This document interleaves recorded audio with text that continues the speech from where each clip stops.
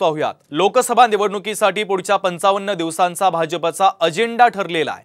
मुख्यमंत्री देवेंद्र फडणवीस यांच्या निवासस्थानी झालेल्या भाजप आमदारांची बैठक पार पडली। तर या बैठकीची इनसाइड माहिती देखील आता समोर आलेली आहे। तर देवेंद्र फडणवीस यांच्या निवासस्थानी झालेल्या भाजपच्या आमदारांच्या बैठकीमध्ये महत्त्वाची चर्चा देखील पार पडली आहे।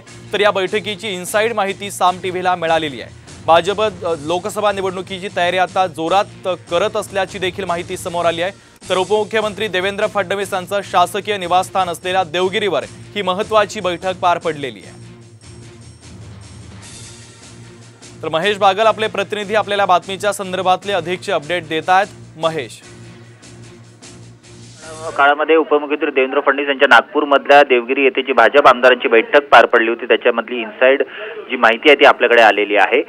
भाजप आज लोकसभेच्या निवडणुकीसाठी जोरदार तयारीला लागलेला आहे। पुढील 55 दिवसांचा अजेंडा भाजपने या बैठकीदरम्यान सेट केलेला आहे। त्याची माहिती भाजपच्या आमदारांना देण्यात आलेली आहे। आणि एवढंच नाही तर देवगिरी येथे भाजप आमदारांची बैठक पार पडली होती त्यावर चाय पे या बैठकीच्या माध्यमातून भाजप श्रेष्ठींना आमदारांची जोरदार क्लास घेतलेली आहे। म्हणजे भाजपचे जे पक्षश्रेष्ठी आहेत त्यांनी ज्या आमदारांबद्दल तक्रारी आहेत किंवा ज्यांचा परफॉर्मन्स एवढा खास नाहीये त्यांना अगदी महेश, मी तुमच्याकडे पुन्हा एकदा येतो, पण आपण भाजपचा अजेंडा आणि आमदारांना नेमक्या कोणत्या सूचना देण्यात आलेल्या आहे त्याच्यावर देखील एक नजर टाकूया।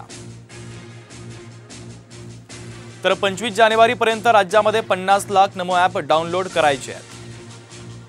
आमदारांनी रोज सकाळी किमान 5 मिनिटं नमो ॲपवर घालवायचे आहेत। यातून आमदारांना सरकारी योजना आणि राजकीय परिस्थितीचे अपडेट मिळतील। मतदारसंघामध्ये 150 बूथ प्रमुख सुपर वॉरियर तयार करायचे आहेत।